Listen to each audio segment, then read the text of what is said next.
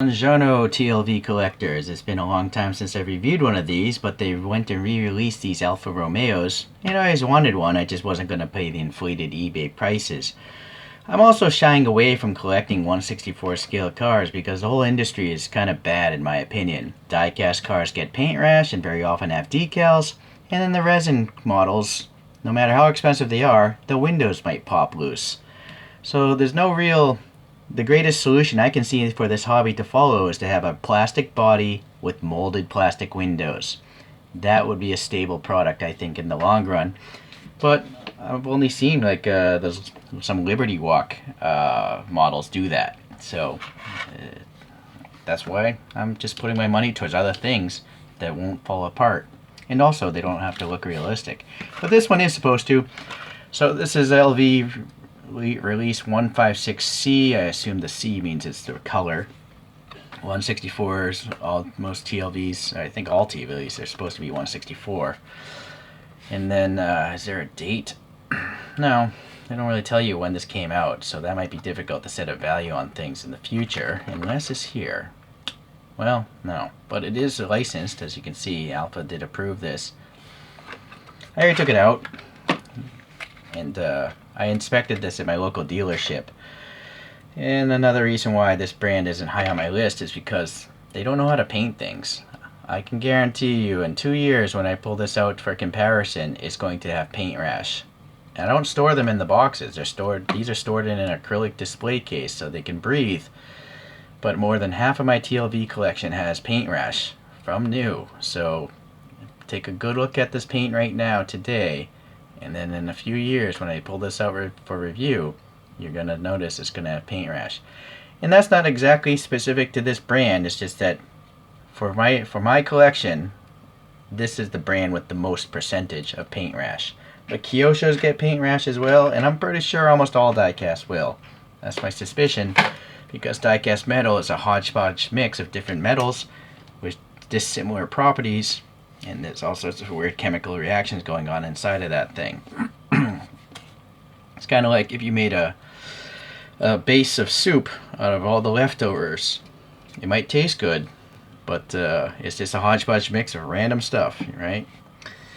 Alright, well anyways, hopefully you can see it does look like these photographs. These are aftermarket wheels though, I think, mini lights or something. Alright, let's scrutinize a little bit more.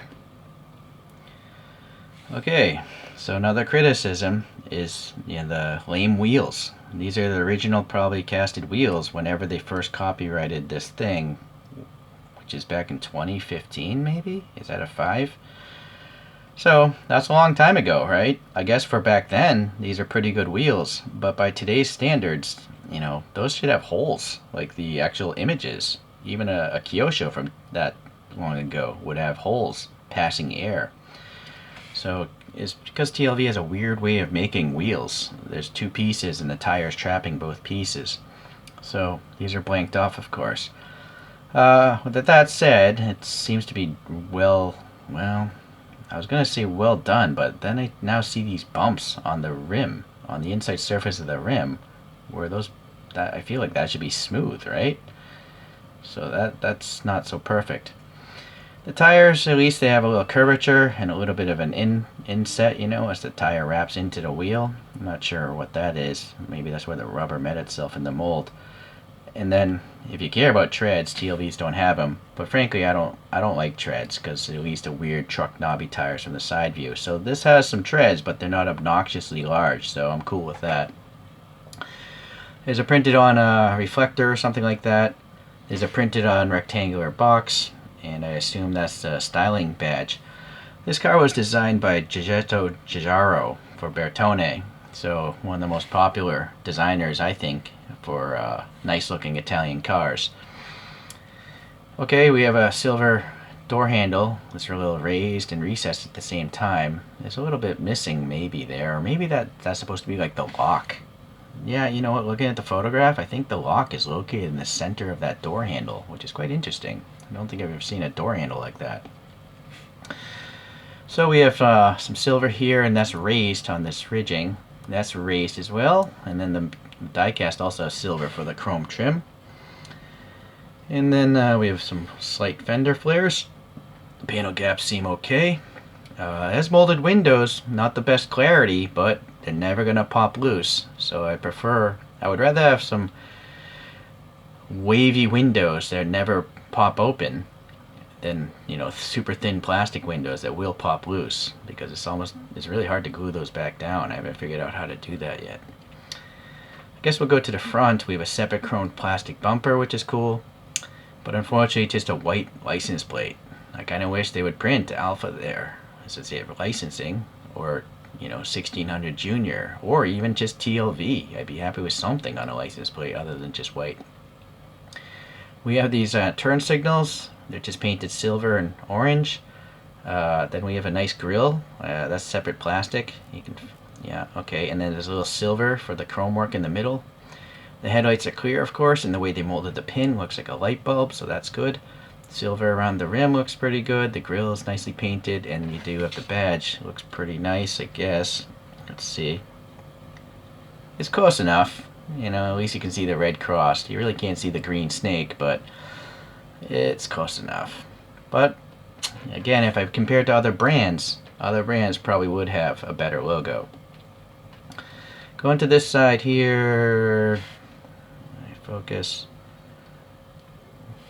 Pleasantly, no paint rash. There shouldn't be on a new one, but so that's good.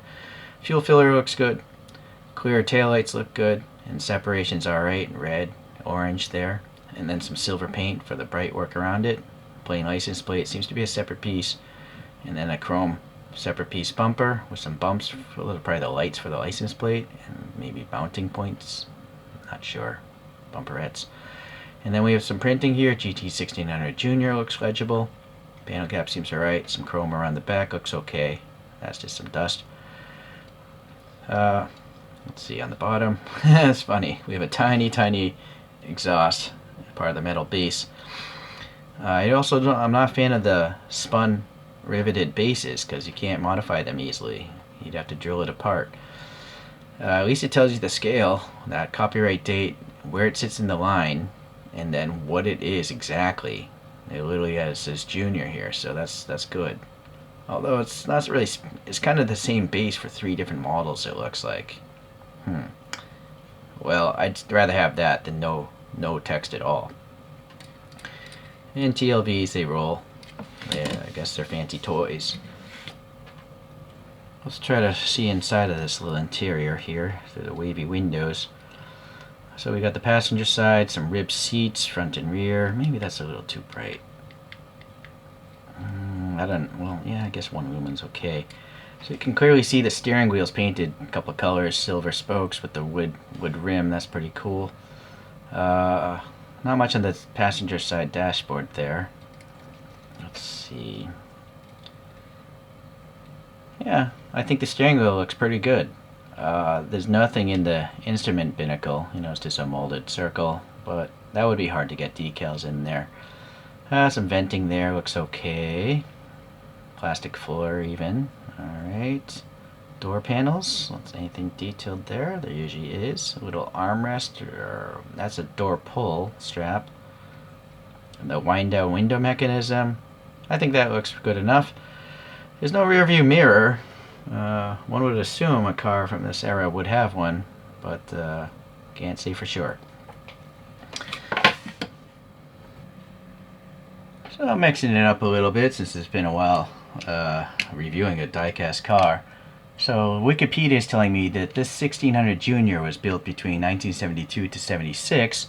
There would have been around over 14,000 of them made, and they're based on the shortened floor pan of the Giulia Saloon. It was the successor to the Giulietta Sprint Coupe.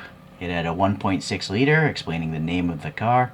It has a twin cam inline 4, had a 5-speed manual, and it had solid disc brakes all around. That's quite impressive for something back in the early 70s. So it must have been a fun car to drive. I don't know how much horsepower that 1.6 liter is making. If I had to guess, it'd be in the low 100 range, but I don't know for sure. Maybe someone that knows about these cars can leave a comment for everyone else. Let us look at some other models. So we do have a Kyosho coming up called the Giulia Sprint GTA 1600. So very similar. Right? It doesn't have the chrome strips in the grille. But it's very similar. This has kind of an angled kick here in that window. This is more rounded. I added my own license plate. I'll do the same for that later. The Kyosho has some indication of side mirrors. That's something TLV doesn't think is on cars, apparently.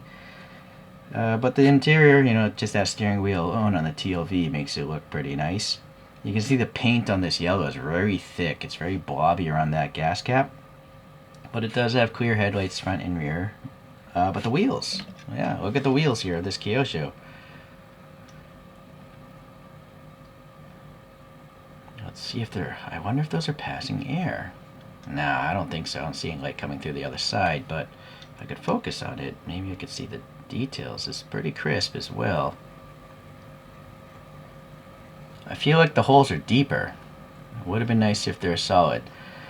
But see, I don't know about the tires, right? It's got treads, but they look kind of knobby, almost like truck tires. So that's again why I'm okay without any tread at all. It just looks more realistic from the side. Anyways, the difference is that Kyosho probably cost less than $6 when it was new. But this, you know, in today's money, this was closer to $25, $30, right? But it's basically a model from the $6 era. It also has windshield wipers that are printed on, I think. Or am I wrong? Maybe, are they molded or printed? Yeah, I think those are just silver paint. Which, again, back then, in 2015, maybe that was acceptable, but so many other brands costing so much less money would have molded wiper blades, if not separate photo etched metal pieces.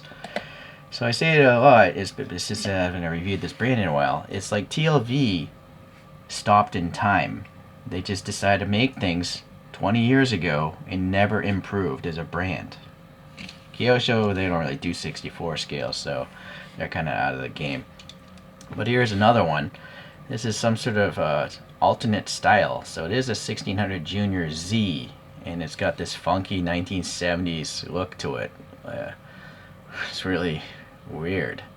It's got like basically a clear panel in front of the lights, but Kyosho did a good job. It does look like there's two pieces of plastic, you know, one for the lights and then this panel in front of it.